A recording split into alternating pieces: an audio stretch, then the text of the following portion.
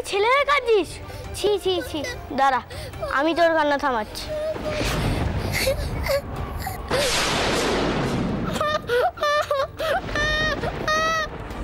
কান্নার আওয়াজ না? কে কাঁদছে এভাবে? মা, আমি একবার গিয়ে দেখে আসছি। কি মহিন, তুমি কি করছো? কি সরো সরো করছি, ভাইকে ছাড়ো, সরো। যদু কাঁদেনি, কাঁদেনি যদু, কাঁদেনি। এই তো আমি। মহিন, তুমি তো জানো তোমার ভাইয়ের মন খারাপ, জানো তো তুমি, তাহলে কেন এমন করছো? কি করবো মাসিমণি, যদু বেটা ছেলে হয়েও কাঁদছিল, থামছিলই না, তো আমি থামাচ্ছিলাম। যদু কাঁদেনি। হিসেবের খাতাটা কোথায় গেল? এই সেরেস্তায় যাওয়ার আমার রাজা বেটা কাঁদতে না যদু। কি হয়েছে ছোট শালি? ও কাঁদছে কেন? কাপড় চোপড় এখানে কে বের করলো? হ্যাঁ, আমি বাবা মশাই, আমি যদুর মুখে কাপড় গুজে দিচ্ছিলাম, তাহলে আর কাঁদতে পারতো না যদু। মাসি এসে থামিয়ে দিল। দেখুন না যদি কেমন ভাবে কাঁদছে। তুমি যদুর মুখে, তুমি নেবে এসো বিছানা থেকে, নেবে এসো। তোমার এত বড় সাহস? হ্যাঁ, ভাই কাঁদতে বলে ভাইয়ের মুখে কাপড় গুজে তুমি কান্না থামাচ্ছ? তোমার মা কোথায়? মা কোথায় তোমার?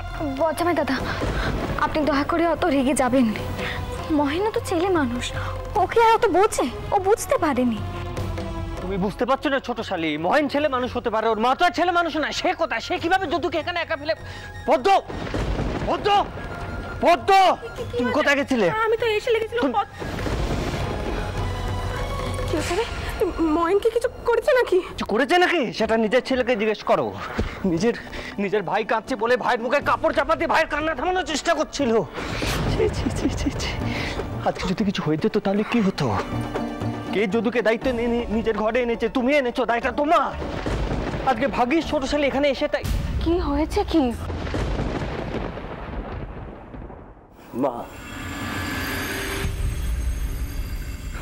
মা, আপনি এসেছেন, খুব ভালো হয়েছে। একবার নিজে চোখে দেখুন কার উপর আপনি দায়িত্ব দিয়েছিলেন। মা, পদ্ম এখানে যদুকে একা রেখে গেছিল হেসেল সামলাতে, আর এদিকে তার আদরের বেটা যাকে একটিবার শাসন করতে গেলে পদ্ম চোখ বেয়ে জল গড়ায়, সে তার ভাইয়ের মুখে কাপড় গুঁজে ভাইয়ের কান্না থামানোর চেষ্টা করছিল। আপনি ভাবতে পারছেন? আজকে যদি একটা অঘটন হয়ে যেত তাহলে কি হতো? বাকি জগদম্বা এসে পড়লো, তাই আমি ভাবতে পারছি না। আরে মশাই, আপনি শান্ত হন। আমি শান্ত হতে পারছি না মতুন, আমি পারছি না শান্ত। আপনি কেন চেঁচামেচি করছেন? দেখুন, বড়দিদি বা মহেন কেউ তো আর জেনে শুনে ঘটনাটা ঘটায়নি, তাই না? জগদম্বা, তুমি যদুকে নিয়ে একটু বাইরে ঘুরিয়ে নিয়ে এসো, ও বেচারা ভয় পেয়ে গেছে। এসো যদু, এসো, ওঠ।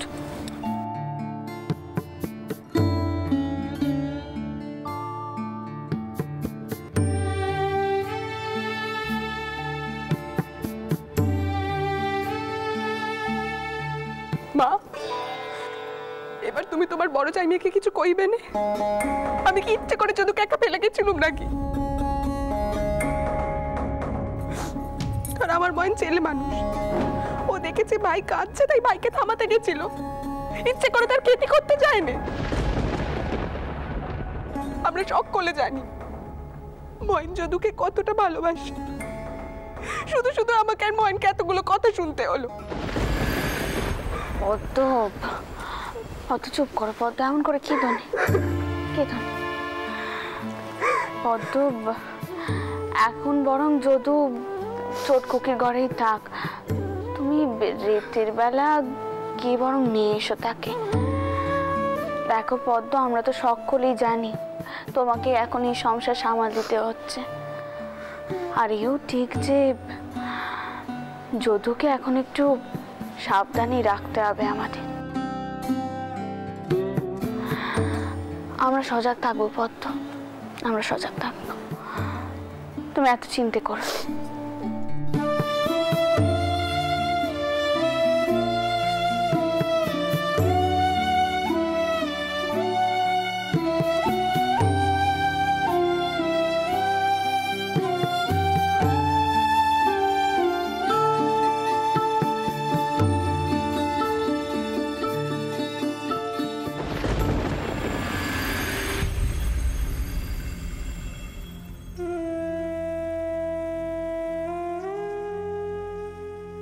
ঠাকুরমশাই, ভোগ এক্ষুনি নামবে। সেদিন তো ভোগ সম্পন্ন করা হয়নি, একটা ঝড় বয়ে গেছিল। ছোট করে দোষ কাটান দেওয়া না পর্যন্ত মনটা বড় খুঁতখুত করছে ঠাকুরমশাই। সরজু, তুই এখানে? ও, তুমি এই পড়েছো? দেখো, আমি এখানে ছোট করে একটা পুজোর আয়োজন করেছি। মানে সেদিন যা সব বনে শুলো যেভাবে বাধা পড়লো, তারপর তুমি তো করেছিলে যে নতুন করে পুজোর আয়োজন করতে, কিন্তু তার আগেই মানে একদম ছোট করে একটা পুজোর ছেলেপিলেদের নামে মানত করা ছিল, তো সেজন্যে। ভালোই করেছিস সরজু, ভালোই করেছিস। জানিস সরজু, আমি যদুকে নিয়ে এসেছি, প্যারিও হয়েছে। আমি গিয়ে দেখি আমার যদুর গায়ে জ্বর, আর মেয়ের জামাই কেমন যেন জবু তবু হয়ে আছে। অনেক কষ্টে তেনাদেরকে বুঝিয়ে সুঝিয়ে ওদেরকে আমি নিয়ে এলো, কিন্তু তেনারা এত সহজে ওদের ছেড়ে দিলে? সহজে কি আর ছাড়ে রে সরজু? বেআই মশাই তো মরতে ছাড়ার ইচ্ছে ছিল না। বেয়ান মেয়ে মানুষ, তাই আমার কষ্টখানা বুঝলে। কিন্তু তেনারা এও করেছেন জানিস, যদু আর প্যারি সুস্থ হলেই তেনারা ওদেরকে বেরিয়ে নিয়ে যাবে। আমি কি অবস্থায় পড়েছি তুই বুঝতে পারছিস? আমার বারবার শুধু মনে হয়, এখন যদি তোর বরটা ওকে পাশে পেত তাহলে আমার খুব সুবিধে হতো। সব সিদ্ধান্ত আমাকে একা নিতে হচ্ছে। এমন তো কেউ নেই যে আমায় পথ দেখাবে, কেউ তো নেই। কিন্তু রঘুবীর যখন আমার ভাগ্যিতে এই নিকেছে, তখন তো আমাকে তা মানতেই হবে।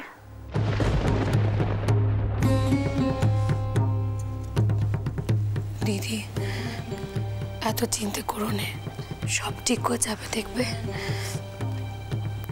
যে মানুষ চলে গেছে সে তো হাজার ডাকলেও আর ফিরে আসবে না। কিন্তু এই সংসারটা যাতে ভেসে না যায় সেদিকে তো খেয়াল রাখতে হবে।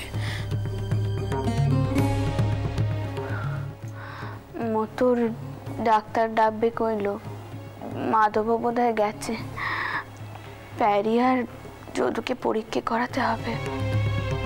তুই তুই এদিকটা দেখ, আমি কি ওদিকটা দেখছি। ঠিক আছে।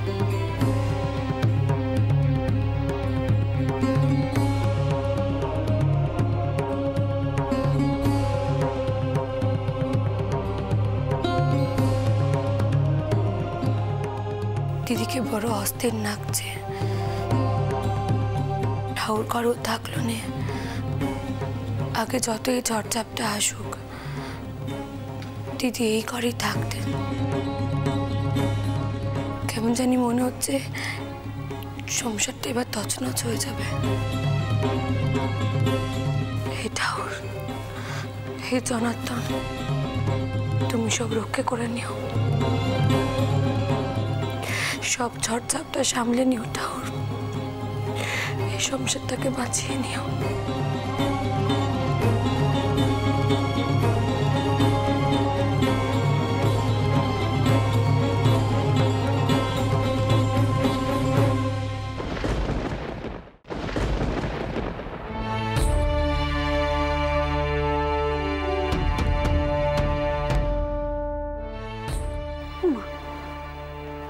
এখনো তো ডাক্তার নেই, কেউ এলো নি। সবাই যে কোথায় তাকে কে জানে, কারোর কি কোনো কান্ডি জ্ঞান নেই? আরে কে কোথায় আছে? ও মা, আমি কইছিলাম কি মেজামে দাদা কোথায় গেলেন জানো? কোথায় গেলেন মানে? নিশ্চয়ই সে তার ঘরেই আছে। এদিকে আমি ডাক্তারকে নিয়ে যাব, তাই আমি খোঁজ করতে এলো। মাধব আর মথুর এখনো ফিরল না। মা, আমি যদুকে শুয়ে দিয়ে মির্জামাই দাদার ঘরে খাবার দিতে গেছিলাম, কিন্তু তিনি তো ঘরে নেই।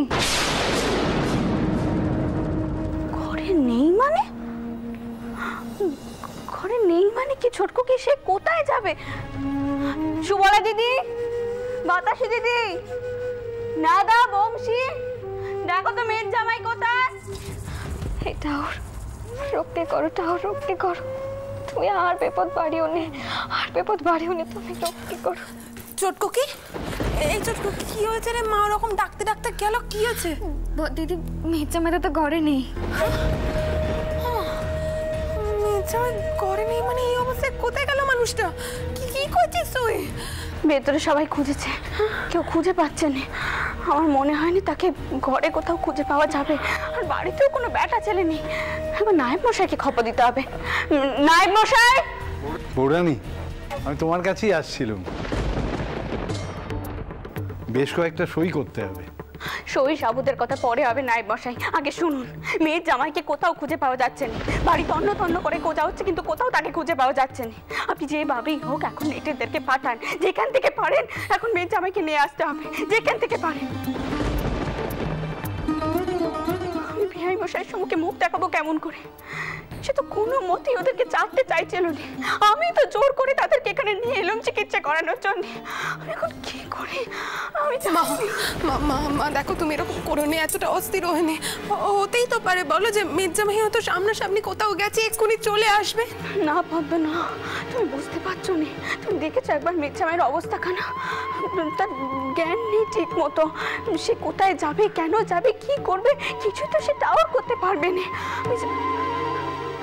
নায়েব মশাই, আপনি দাঁড়িয়ে রইলেন কেন? যান তাড়াতাড়ি, দেরি করবেন না, তাড়াতাড়ি যান। আর ভালো লাগে না একের পর এক।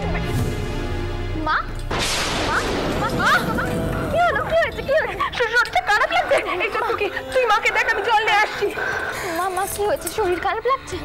মা, মা, তুমি অত ভেঙে পড়ো নে মা, এত ভেঙে পড়ো নে। সব ঠিক হয়ে যাবে, দেখবে সব ঠিক হয়ে যাবে। শুধু তুমি এত ভেঙে পড়ো নে মা, সব ঠিক হয়ে যাবে। ঠিক আছে চটকুকি, আমি ঠিক আছে মা।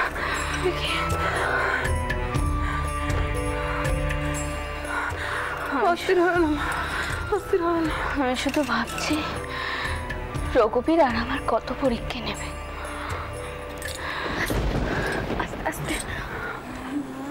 মথুরের এই দশা সামলানোর পর ভেবেছিলাম সব বিপদ বুঝি কেটে গেছে, কিন্তু আমার আর এক জামাইয়ের তো ঠিক একই অবস্থা হলো। মেয়ে চলে যাওয়ার পর যে কটা দিন শোক করব, তার জো পর্যন্ত রঘুবীর আমাকে দিলেন।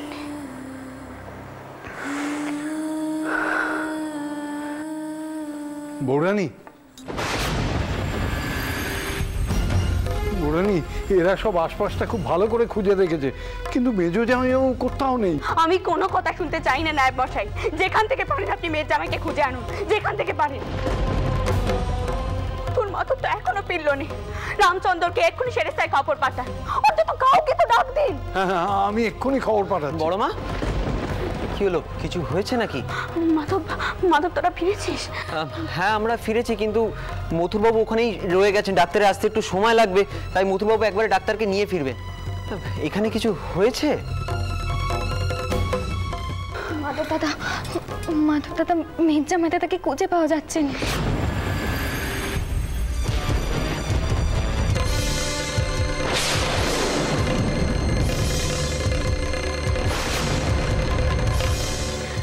মির্জামাই দাদাকে খুঁজে পাওয়া যাচ্ছে না মানে? কি বলছিস কি তুই?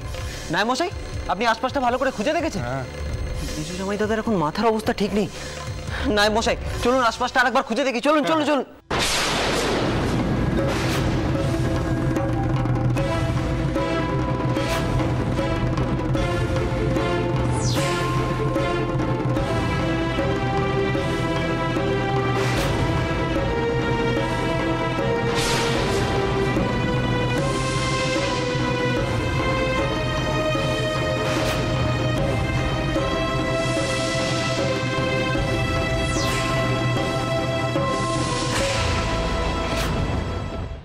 কি হয়েছে প্যারির? বেআই মশাই আসুন, আপনি ভেতরে আসুন। আমি ভাবলাম একবার নিজেই এসে দেখে যাই যে আমার বেটা এবং নাতির চিকিৎসা কেমন হচ্ছে। তো এসে দেখলাম ভালোই খেয়াল রাখা হচ্ছে তাদের।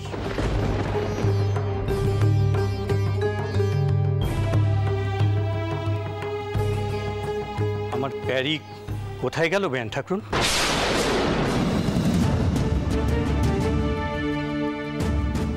আপনার বাড়িতে তো এত লোকজন, কত লেঠেল পাইক রেখেছেন পাহারাদারি করার জন্য,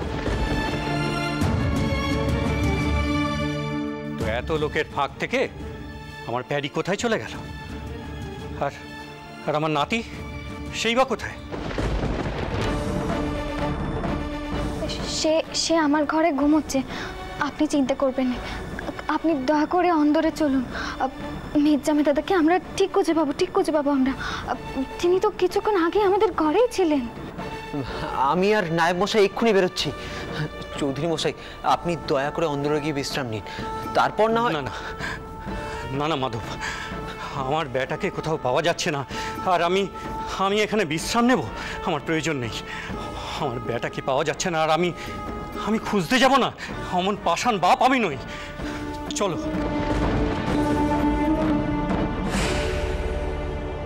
আমারই ভুল হয়েছিল সেদিন। আমি যদি সেদিন বাধা দিতাম তাহলে এমন দিনটা আমায় দেখতে হতো না।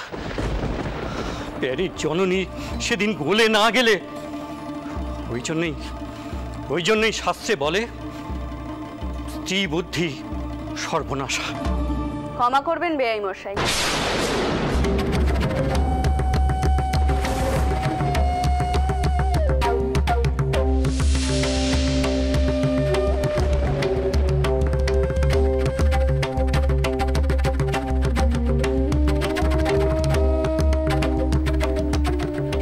আপনি এখন অস্থির হয়ে আছেন, তাই আপনি যা কইছেন তার দোষ আমি ধরলুম।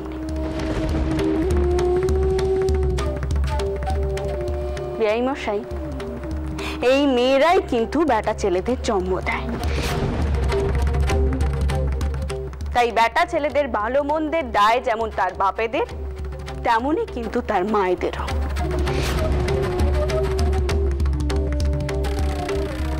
তাই প্যারিমোহনকে যে খুঁজে পাওয়া যাচ্ছে না, তাতে আপনি যতটা অস্থির হয়ে আছেন, আমিও কিন্তু ঠিক ততটাই অস্থির হয়ে আছি।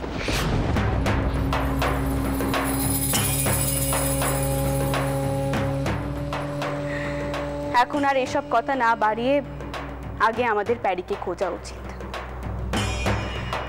আর আমি যে আমার কোনো যত্নার্থীতে ত্রুটি রাখিনি, সেটা আমি খুব ভালো করে জানি। বেআই মশাই, প্যারির বোধ বুদ্ধি এখন কাজ করছে না, তার মানসিক অবস্থা এখন ভালো নয়, তাই সে পাকে কখন বেরিয়ে গেছে আমরা তা খেয়াল করতে পারিনি। বেআই মশাই,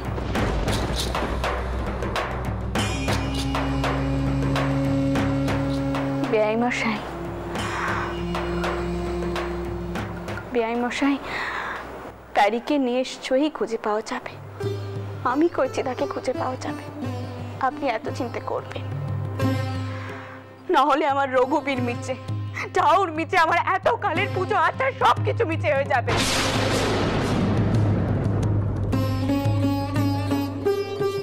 মাধব। হ্যাঁ বড় মা। তোমরা যাও, গে দেখো আমার প্যারি কোথায়। আমি টাউর ঘরে যাচ্ছি। আমিও দেখি রঘুবীর আমার আর কত পরীক্ষা নেয়। আজ আমারও পরীক্ষা, তেনারও পরীক্ষা।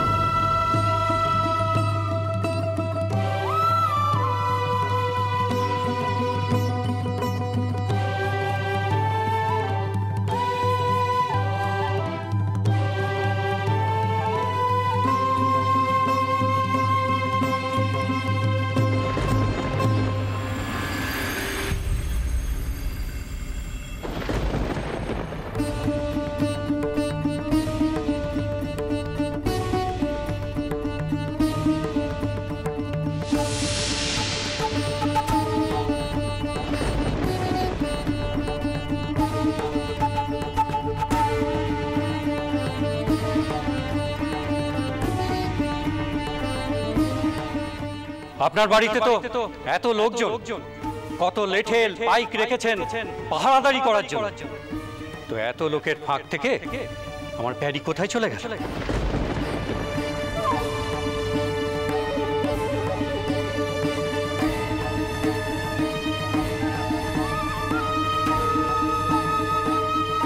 আমারই ভুল হয়েছিল সেদিন। আমি যদি সেদিন বাধা দিতাম তাহলে এমন দিনটা আমায় দেখতে হতো না।